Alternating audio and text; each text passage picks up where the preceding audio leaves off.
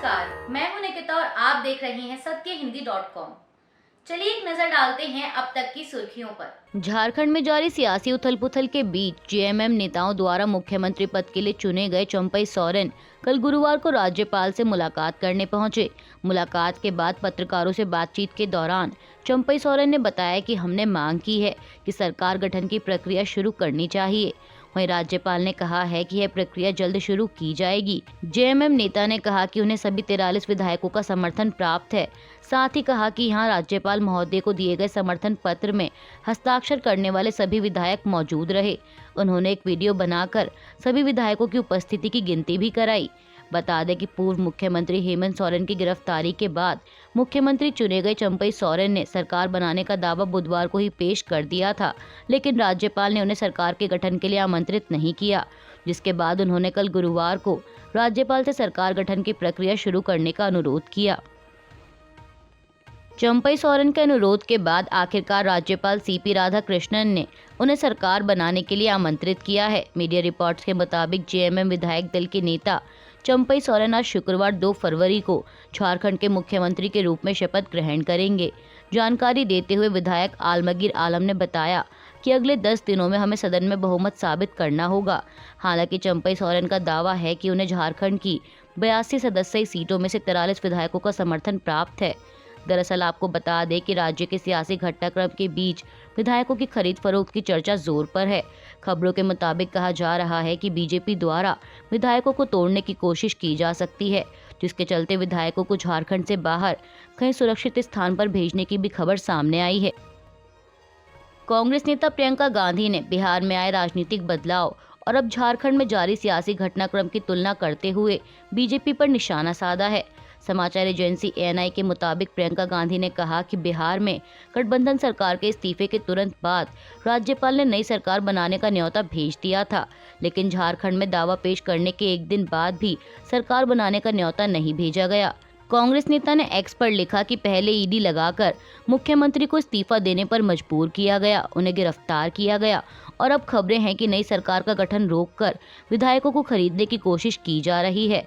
उन्होंने आगे कहा कि पहले बिहार, फिर चंडीगढ़ और अब झारखंड, भाजपा हर राज्य में धनादेश के दम पर जनादेश को कुचल रही है। झारखंड के एक अवैध खनन के मामले में ईडी की जांच का सामना कर रहे राज्य के पूर्व मुख्यमंत्री हेमंत सोरेन इस समय ईडी की हिरासत में हैं।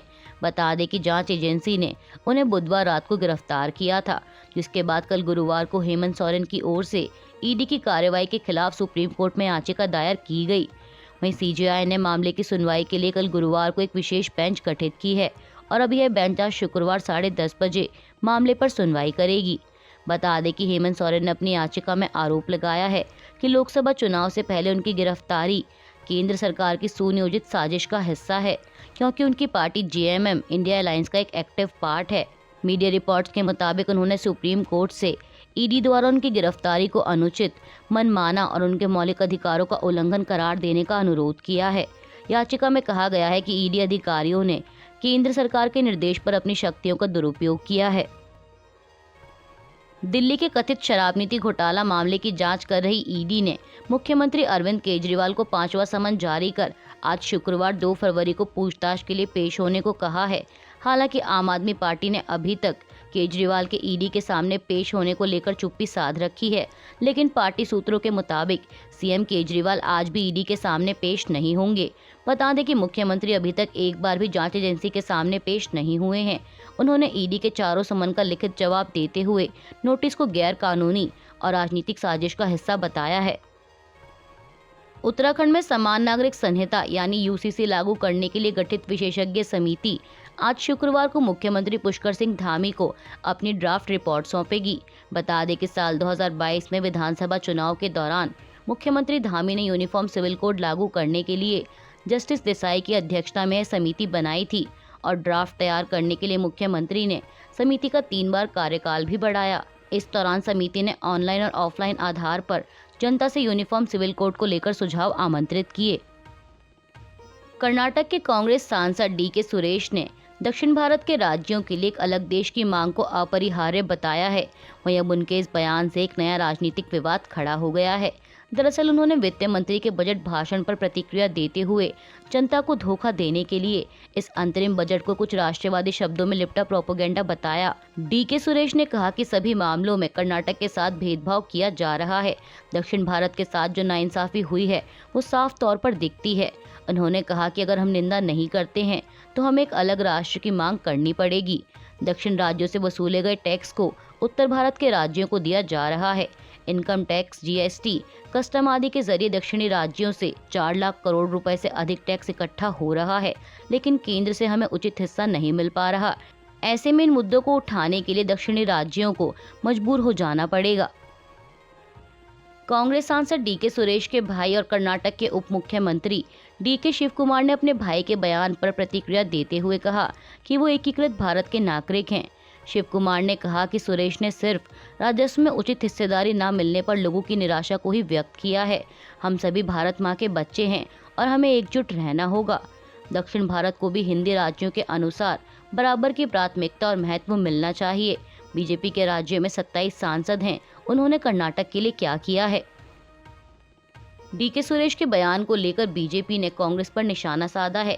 केंद्रीय मंत्री राजीव चंद्रशेखर ने कांग्रेस पर विभाजनकारी राजनीति का आरोप लगाते हुए कहा कि एक समय में कांग्रेस सरदार पटेल जैसे नेताओं वाली पार्टी थी, जिन्होंने भारत को एक विविध लेकिन एकीकृत राष्ट्र में तब्दील करने के लिए काम किया, और आज की राहुल कांग्रेस का प्रतिनिधित्व डीके सुरेश जैसे लोग कर रहे हैं, जो भ्रष्टाचार के आरोपी कांग्रेस के उप मुख्यमंत्री डीके शिव कुमार के भाई हैं, जो कि जमानत पर बाहर हैं।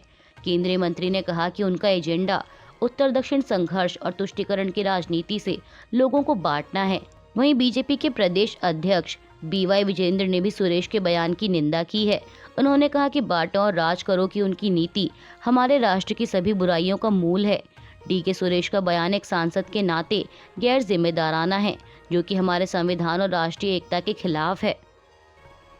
लोकसभा चुनाव से पहले इंडिया अलायंस में सीट शेयरिंग को लेकर जारी खींचतान के बीच पश्चिम बंगाल की मुख्यमंत्री ममता बनर्जी ने अपनी ही सहयोगी कांग्रेस पर बीजेपी की मदद करने का आरोप लगाया है।